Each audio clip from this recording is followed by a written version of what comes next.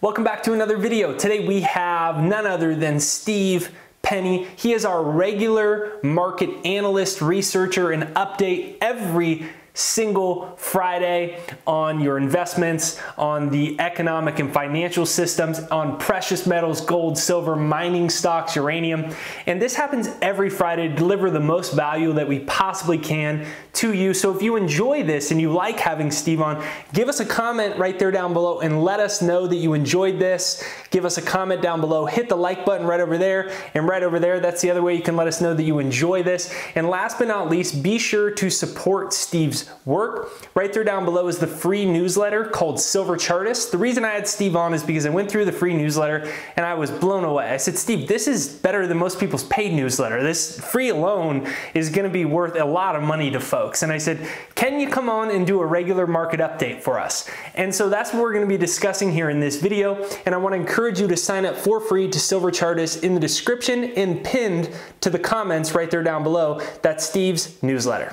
All right, guys, Steve Penny here. Today is Friday, February 26th, 2021, with a weekly market update covering silver, uranium, and gold. This is something we plan to do each Friday going forward, where we'll take a look at the silver, uranium, and gold markets, take a look at the charts, take a look at the week that was, and what we might expect in the week ahead. So like I said, today's Friday. The market is still open, but we wanted to get this out to you as soon as possible because there's a lot of volatility today.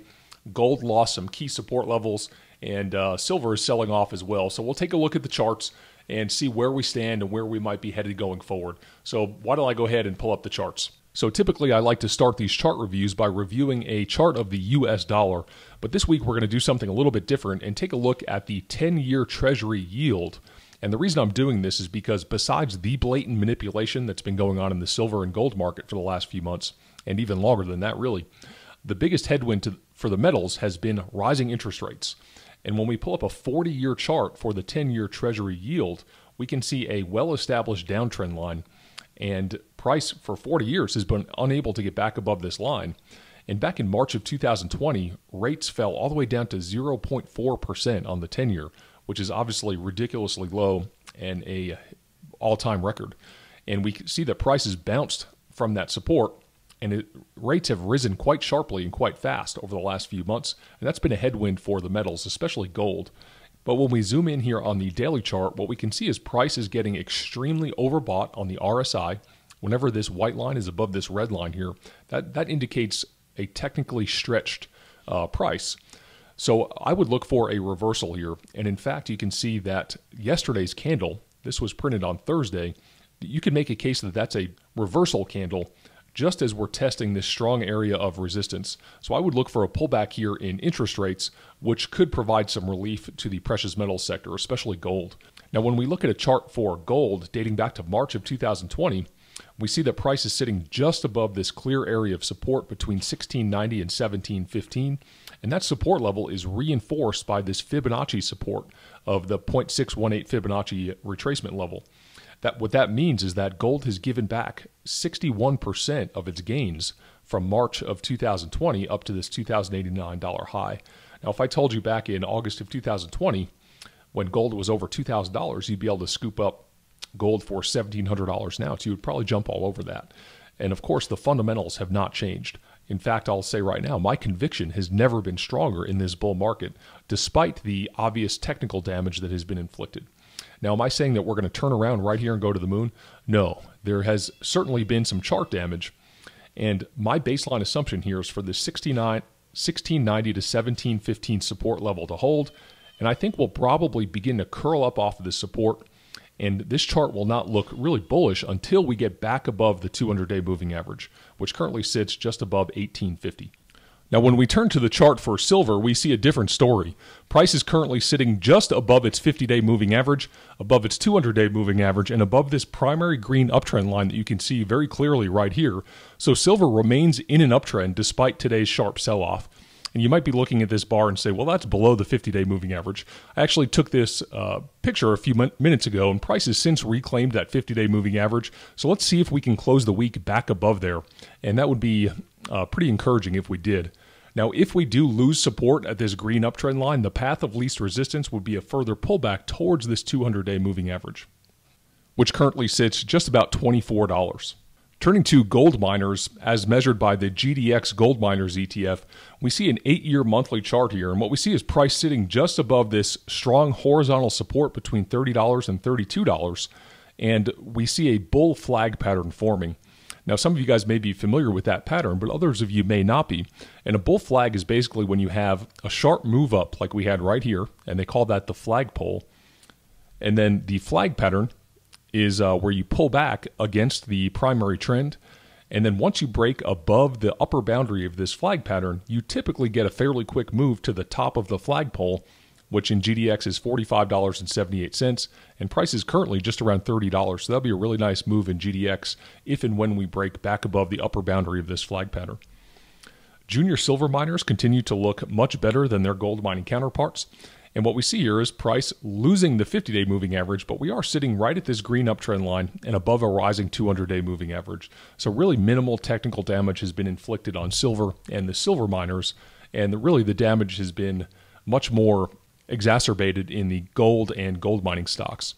Now, each week on these reports, I'm just going to highlight one mining stock that's really caught my attention for the week, and we do provide trading ideas around these stocks for Silver Chartist members, which, by the way, you guys can get for free. And you see the URL down below, silverchartistreport.com.